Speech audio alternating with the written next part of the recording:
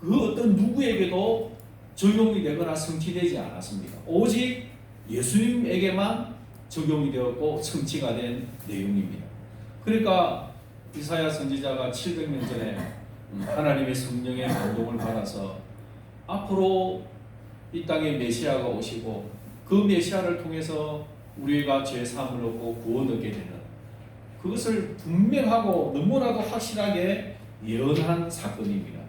그래서 우리는 이 말씀을 보면 참 놀라게 되죠. 그렇죠? 그래서 유대인들은 지금도 예수님을 구세주로 인정을 안 하잖아요. 그렇죠? 그러면 유대인들은 이 본문의 말씀을 어떻게 해석을 할까요? 이 본문을 보면은 십자가에 못 박히신 예수님을 딱 그냥 예언하고 있는 게 보이는데 유대인들은 그러면 예수님 믿어야 될 텐데 이 본문을 어떻게 해석할까?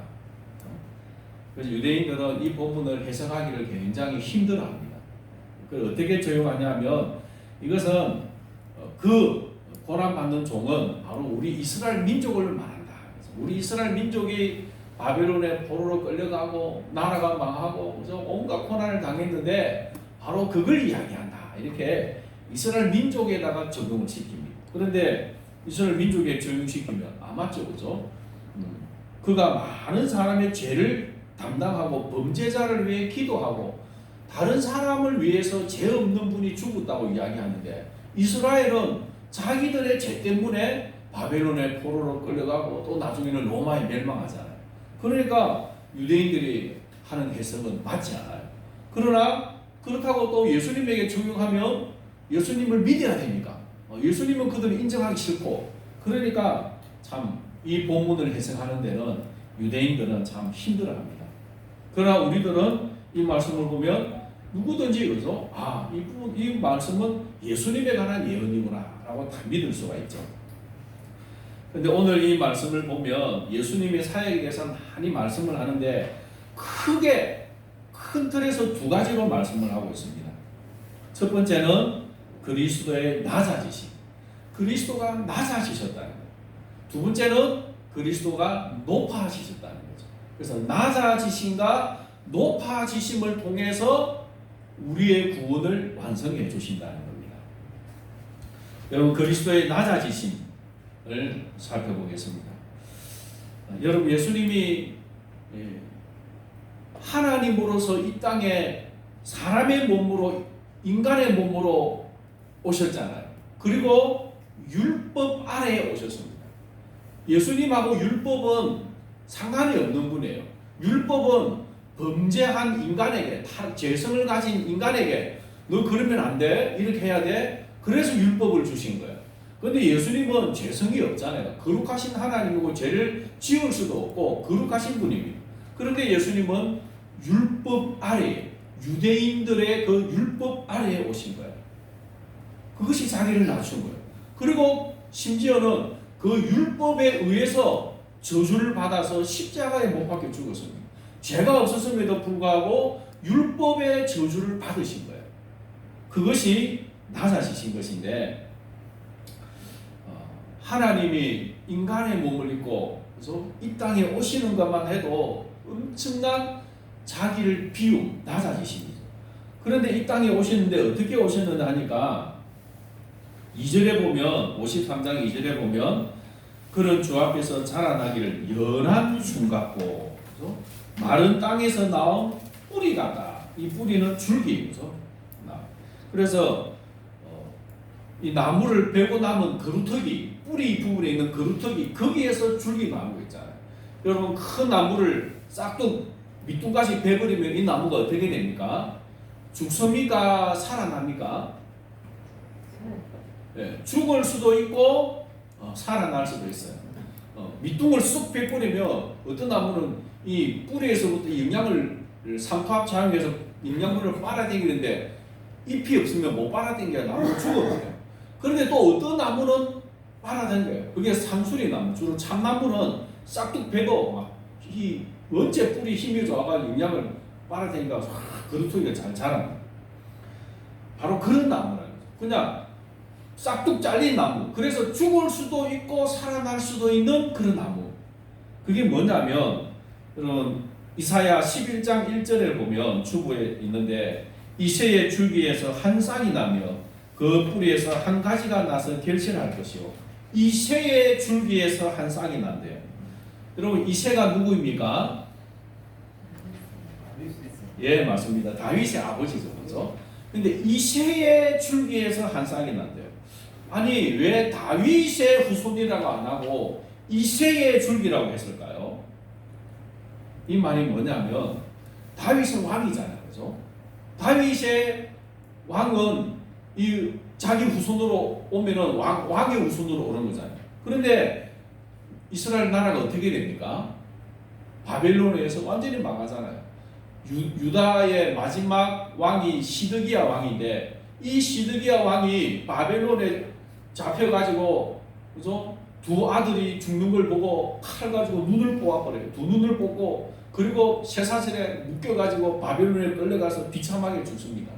다윗의 후손인 마지막 왕 시드기야 왕이 이렇게 비참하게 죽어요.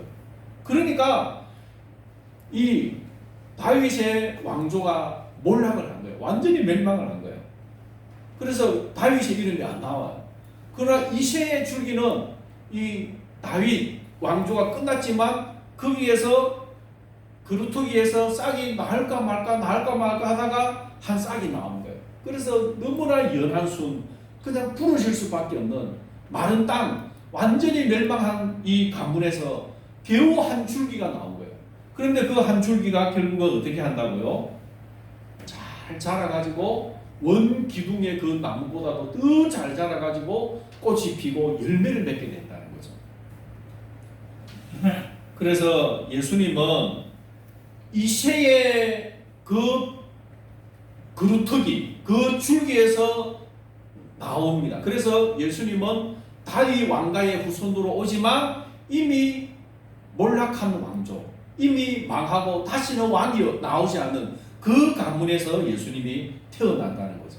그래서 여러분 예수님의 어머니가 누구입니까?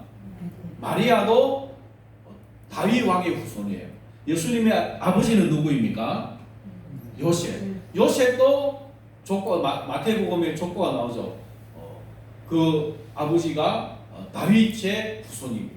그러니까 다윗 왕의 후손으로 오지만 망해버린. 그래서 요셉은 목수였고, 그죠? 마리아도 그냥 시골 처녀예요.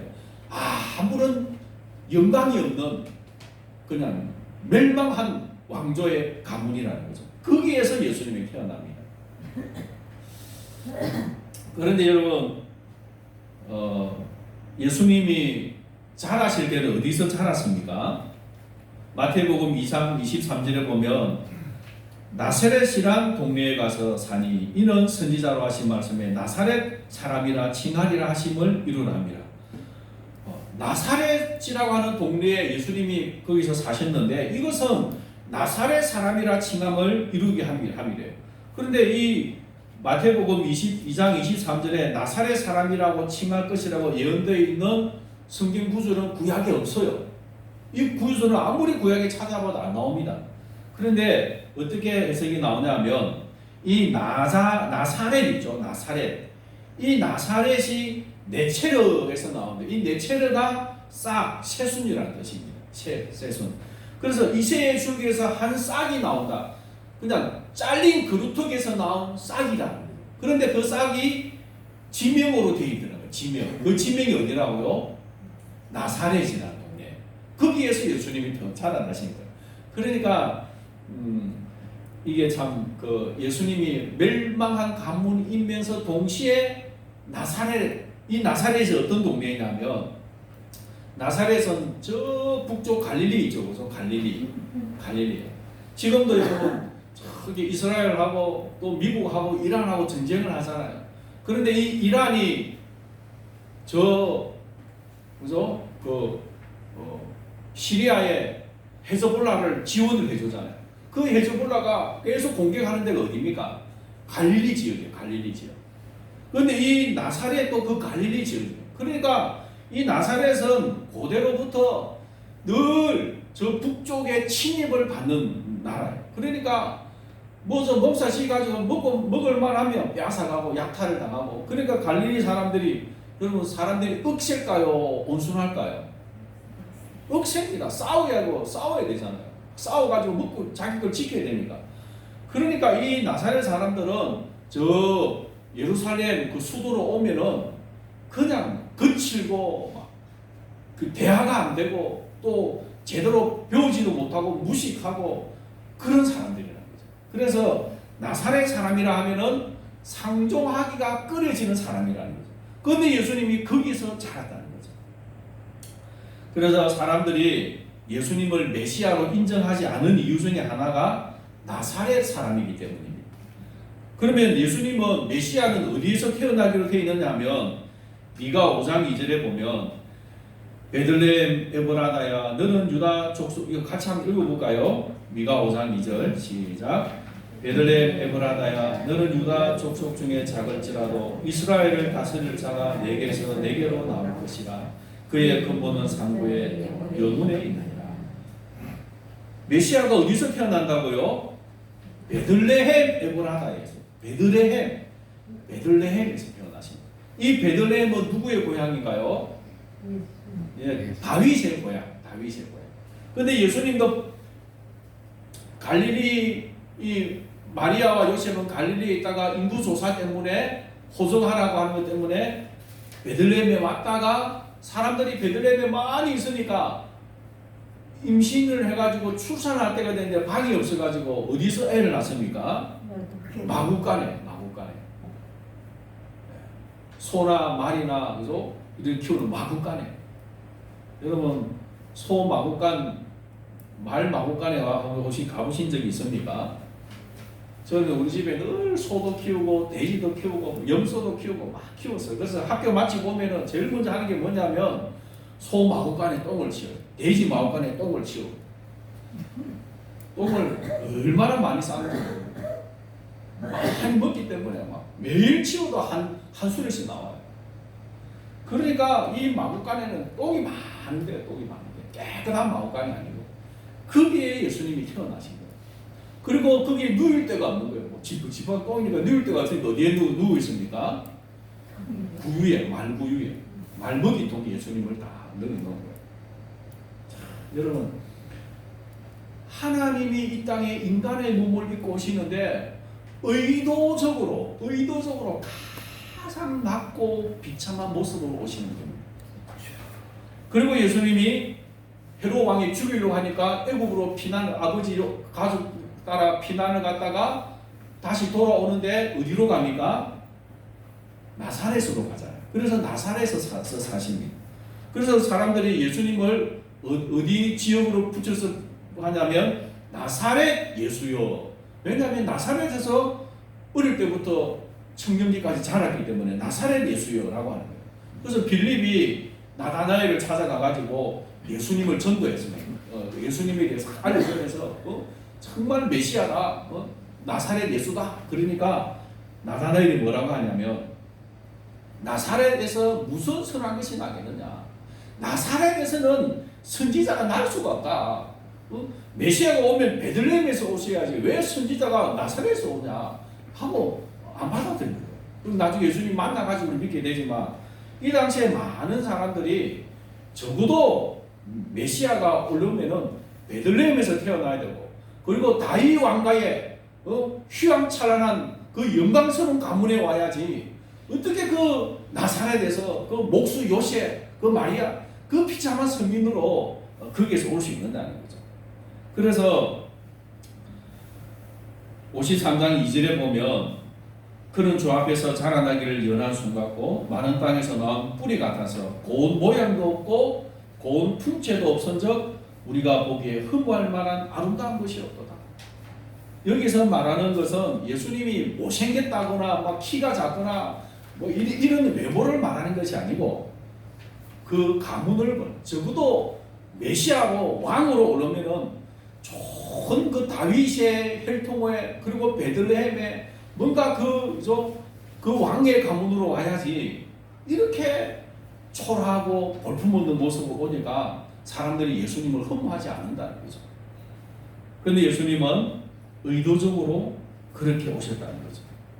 가장 낮고 비참한 자리에 나사렛에 안 사고 베들레헴에서 사셨으면 되는데 나사렛까지 가신 거예요. 그래서 이것은 우리 인생이 이렇게 사실은 비참한 존재이라는 걸 알려주는 거죠. 그래서 가장 낮고 비참한 우리에게 우리와 동일한 모습으로 예수님이 오신 것입니다. 그래서 우리의 중보자가 될 수 있는 것이죠. 가장 비참하고 고통스러운 우리의 마음을 알고 이해하고 위로해 줄 수 있는 중보자가 될 수 있는 겁니다. 두 번째로 예수님은 인간이 당하는 모든 고통을 당하셨습니다. 여러분 3절에 보면 멸시를 당했죠. 강고를 많이 겪었죠. 강고가 무엇입니까? 가난의 고통이에요. 돈이 없어가지고 너무 가난하고 예수님 담임이 어릴 때도 전도여행 다닐 때도 아무것도 없었어요. 사람들이 주면은 먹고 잠도 어디서 잤나요? 그냥 산에서 자는 거예요. 가난하게 사셨습니다. 가난하게. 그리고 질고를 앓는 자, 질병의 고통을 앓는, 예수님이 뭐 질병을 앓은 건 아니지만 너무나 이 육체적인 고통을 많이 겪기 때문에 질병으로 고통당하는 사람들을 그 질병의 아픔을 아신다는 거죠. 그리고 사람들이 귀히 여기지 않았고 또 슬픔을 당했고 그렇죠? 징벌을 받아. 5절에 보니까 찔렸대요. 못에 찔리고 가시에 찔리고 창에 옆구리를 찔리고 머리에 가시 면류관을 찔리고 그리고 온몸이 상했습니다. 채찍에 맞아서 온몸이 상했습니다. 징계를 받았습니다. 죄인으로 징계를 받았습니다. 그리고 채찍에 맞았습니다. 그리고는 십자가에 못 박히시고 죽으시고 장사 지내셨습니다. 그것을 예수님이 그대로 다 담당을 하셨죠. 여러분 주부의 마태복음 27장 27절에서 31절을 읽습니다. 같이 읽어보겠습니다.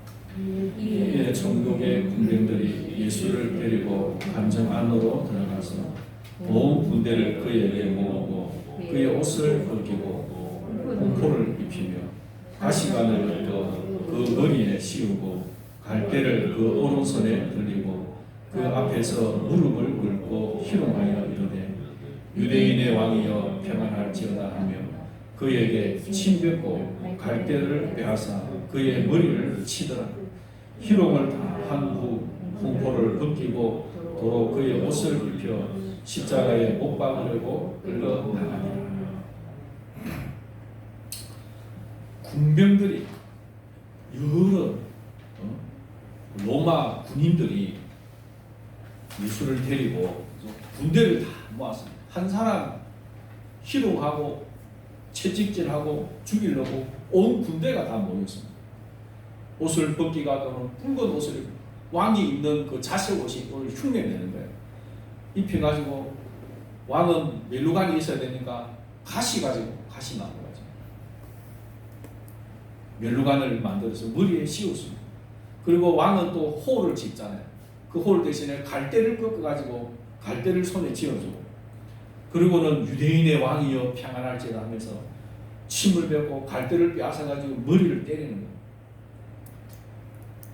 희롱을 온 군인들이 돌아가면서 침을 뱉고 때리고 어떤 사람은 눈으로 얼굴을 손바닥으로 눈을 가려놓고는 주먹으로 얼굴을 치놓고는 누가 때렸느냐 알아맞히 봐라. 이렇게 많은 고난을 예수님이 당하셨습니다. 그리고 이사야 53장 9절에 보면 그는 강포를 행하지 아니하였고 그의 입에는 거짓이 없었으나 그의 무덤이 악인들과 함께 있었으며 그가 죽은 후에 부자와 함께 있었더라. 그의 입에 거짓이 없었지만 그의 무덤이 악인들과 함께, 이 말은 악인들과 함께 죽었다는 것입니다. 악인들과 함께 죽었다는 거예요. 그래서 마태복음 27장 38절에서 39절 읽어봅시다. 이때 예수와 함께 강도 둘이 십자가에 못 박히니 하나는 우편에 하나는 좌편에 있더라. 지나가는 자들은 자기 머리를 흔들며 예수를 모욕하여. 이 두 강도는 살인하고 강도한 분들이에요. 아주 흉악범들을 죽이는데 예수님도 같이 죽이는 거예요. 그래서 예수님은 죄를 지은 것이 없지만 악인들과 함께 죽을 것이라고 예언되어져 있고 예수님은 그대로 죽으십니다.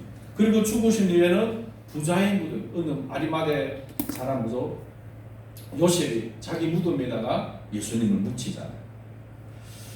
그래서 예수님이 이렇게 가장 가난하고 또 멸시를 받고 병들어 이제 고통을 많이 받았기 때문에 그래서 오늘 우리의 모든 아픔들을 이해해 주신다는 겁니다.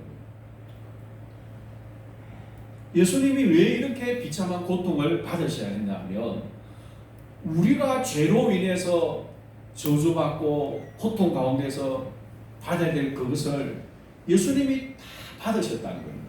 우리를 대신해서 받으셨다는 겁니다. 그래서 여러분 우리가 가장 힘들고 어려울 때 고통 중에 있을 때 가장 낮은 자리에 있을 때 주님은 우리의 마음을 가장 잘 이해하고 도와주십니다. 아멘. 여러분이 힘들고 어려울 때 예수님은 여러분의 마음을 잘 이해해 주십니다. 예수님도 경험하셨기 때문이죠. 그래서 우리의 사정을 주님 앞에 아뢰야 됩니다. 예수님 앞에는 우리가 정직해야 됩니다. 내 마음을 감추면 안 되는 거예요. 나는 죄인입니다라고 고백해야 되고 나의 힘들고 어려움들을 예수님 앞에 내어놓아야 됩니다. 내가 힘듭니다. 내가 너무 어렵습니다. 너무 고통스럽습니다. 예수님 앞에 고백해야 되는 거예요. 예수님이 그런 경험을 다 하셨기 때문에 넉넉하게 우리를 받아줄 수 있는 거예요. 그리고 우리를 위해서 그 고난을 받으시기 때문에 우리가 고백할 때 우리의 아픔이 변하여 기쁨이 되도록 해주시는 것입니다. 아멘. 여러분의 죄를 예수님 앞에 고백하십시오. 나는 죄가 없어요 라고 하면 예수님의 죽음을 헛되게 하는 것입니다. 예수님 나는 죄인입니다. 내 죄를 용서해 주십시오. 내 몸에 질병이 있고 고통이 있습니까? 내 이 병과 고통을 예수님에게 아뢰고 고쳐달라고 기도해야 됩니다. 예수님에게 여러분의 아픔을 고쳐달라고 기도하십시오.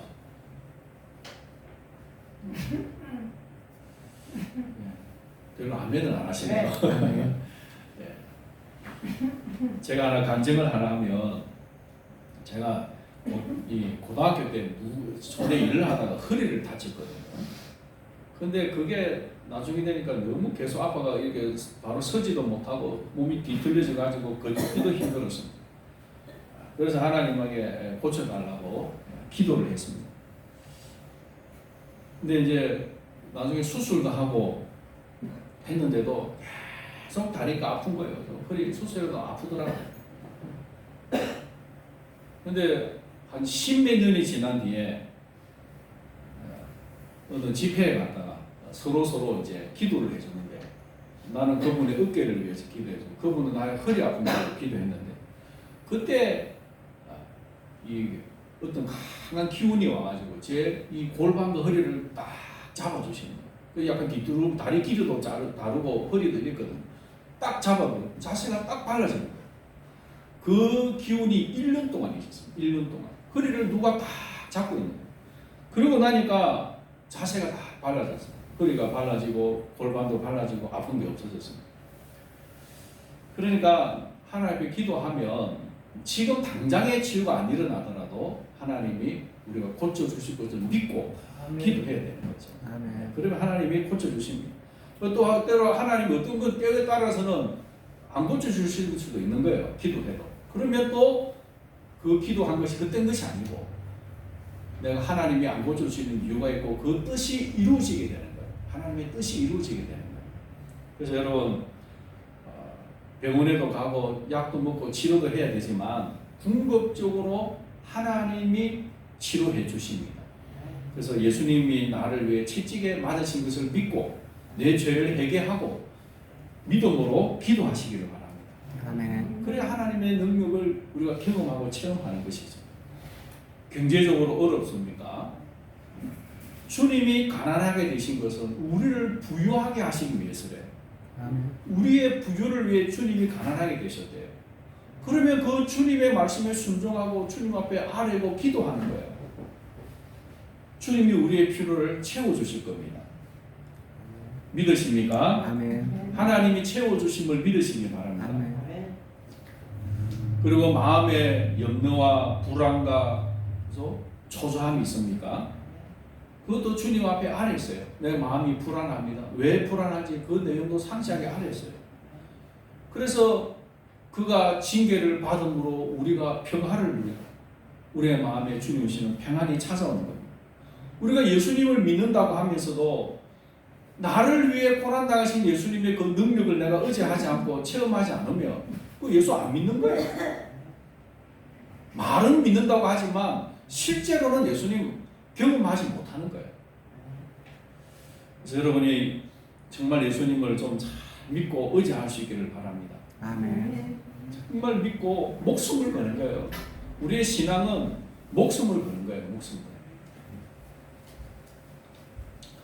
그 다음에 높아지심을 통한 사역입니다. 하나님의 뜻에 끝까지 순종하셨기 때문에 하나님께서 예수님을 높여주십니다. 그 영혼에 수고한 것을 보고 만족하시는데 10절에 보면 그가 씨를 보게 되며 씨는 후손이죠. 후손. 예수 그리스도의 죽으심을 통해 구원받은 많은 후손들을 보게 될 것이라는 거죠. 수많은 영혼들이 구원받게 될 것이라는 겁니다. 그리고 영혼의 수고한 것을 보고 만족히 여기고 많은 사람을 어렵게 하며 그들의 죄악을 친히 담당하고 존귀한 자와 함께 몫을 받게 하며 강한 자와 함께 탈취한 것을 나누게 됩니다. 예수님은 믿는 우리들을 보고 만족히 여기시죠. 우리는 주님의 기쁨이 되는 겁니다. 아멘. 그리고 주님이 영광을 얻으십니다. 빌립보서 2장 9절에서 11절 읽어보겠습니다. 이러므로 하나님이 그를 지극히 높여 모든 이름 위에 뛰어난 이름을 주사 하늘에 있는 자들과 땅에 있는 자들과 땅 아래에 있는 자들로 모든 무릎을 예수의 이름에 꿇게 하시고 모든 입으로 예수 그리스도를 주라 시인하여 하나님 아버지께 영광을 돌리게 하십니다. 모든 무릎을 예수의 이름에 꿇게 하시고 모든 입으로 예수 그리스도를 주라 시인하여 하늘에 있는 자들과 땅에 있는 자들과 땅 아래에 있는 자들. 마지막 예수님이 이 땅에 오시고 심판하실 때 예수님 믿고 구원받은 자들은 구원의 그 은혜에 감사하며 영광을 돌리게 될 것이고 구원받지 못한 자들은 예수 그리스도의 심판은 공의로우십니다라고 고백하게 될 것입니다. 그래서 믿든지 안 믿든지 모든 사람이 예수 그리스도를 입으로 주라고 왕이라고 시인하게 하실 것입니다. 그 다음에 계시록 7장 9절에서 10절 읽겠습니다. 이 일 후에 내가 보니 각 나라와 족속과 백성과 방언에서 아무도 능히 셀 수 없는 큰 무리가 나와 흰 옷을 입고 손에 종려 가지를 들고 보좌 앞과 어린 양 앞에 서서 큰 소리로 외쳐 이르되 구원하심이 보좌에 앉으신 우리 하나님과 어린 양에게 있도다 하니 수많은 무리들이 흰 옷을 입고 나와가지고 손에 종려 나무 가지를 들고 보좌 앞과 어린 양 앞에 서서 외쳐 이릅니다. 구원하심이 보좌에 앉으신 우리 하나님과 어린 양에게 있도다. 아멘. 많은 영혼들이 구원받아서 하나님을 찬양하게 되고 또 예수님이 이걸 통해 영광을 얻게 될 것입니다. 그래서 하나님이 예수 그리스도를 높여 주신 것입니다. 오늘 우리에게 구원의 간격이 없어지거나 근심걱정으로 마음이 묻어지면 입술에 찬양이 사라집니다. 그래서 힘들다, 죽겠다 그런 말이 나오죠. 원망과 불평의 말이 나옵니다.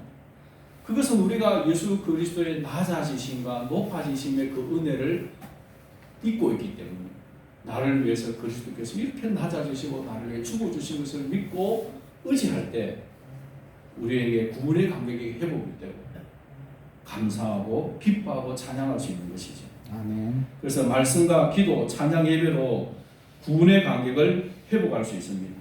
여러분 예배에 결석하지 마시고 예배를 잘 드리시기를 바랍니다. 예배가 살아야 우리의 이 신앙이 살아나는 거예요.